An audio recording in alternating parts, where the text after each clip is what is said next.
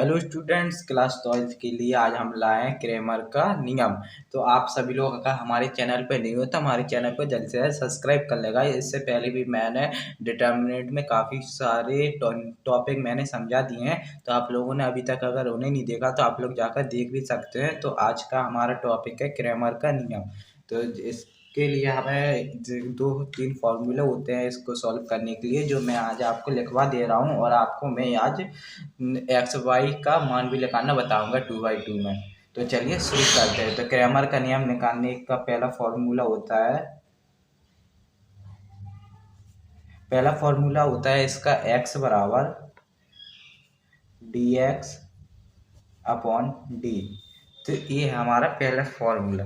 और ऐसे ही हमें y निकालने के लिए फॉर्मूला होता है y बराबर dy अपॉन डी।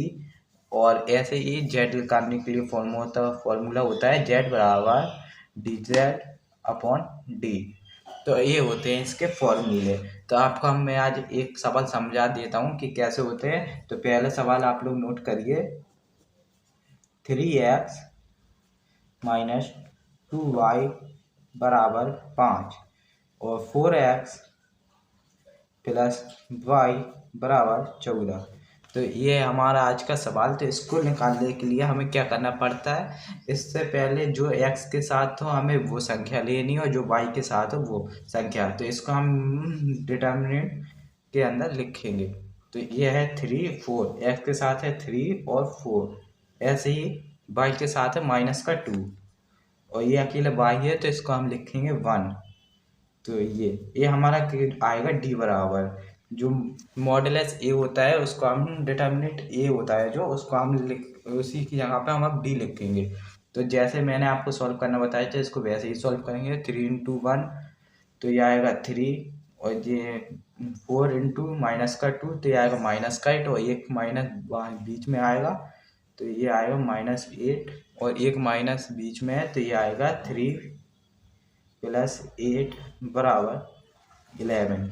तो ये लेकर के आया है हमारा d बराबर, ये हमारा आ गया है d बराबर लेकर के। तो अब हमें क्या करना पड़ेगा, अब हमें एक हेडिंग डाल के लिखनी है d के प्रथम कॉलम अचर पदों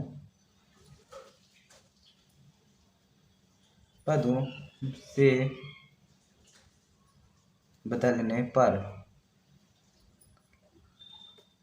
तो अब हमें लिखाना है dx बराबर। तो यहाँ पे लिखेंगे dx बराबर, यहाँ पे जैसे कि मैंने बताया है dx लिखाना। तो ये जहाँ पर जी 3 और 4 आ रहा है इसको हम करेंगे 5 और 14 में कन्वर्ट। तो यहाँ पे लिखेंगे 5 और 14 और ये दूसरे वाले कॉलम में हमें यही लिखना है -2 और 1। तो इसको 5 का × 1 में करेंगे 5 और ये आएगा प्लस का 28 और ये हमारा लेकर के आया dx बराबर 33। तो ये आ गया हमारा dx बराबर। अब हमें इसको इस फॉर्मूले में रखना है। तो यहाँ पर हम लिखेंगे x बराबर, ये है dx। तो dx हमारा क्या निकल के आया है, ये आया है 33। तो यहाँ पर हम लिखेंगे 33 अपॉन और यहाँ पे है d। तो d हमारे लेकर के आया था 11। तो यहाँ पे हम लिखेंगे 11, इसको 11 से इसमें भाग दिया तो ये आया हमारे x बराबर 3 निकल के। तो ये आपको समझ में आ गया हो तो आप लोग जल्द से जल्द नोट कर लीजिए। इसके आगे में एक और अब हम निकालेंगे y। तो y निकालने के लिए हमें सेम इसी का हमें सेम करना है, जैसे मैंने ये सॉल्व किया है इसी का सेम y निकालने में भी करेंगे। तो आप लोग इसको जल्द से जल्द नोट कर लीजिए।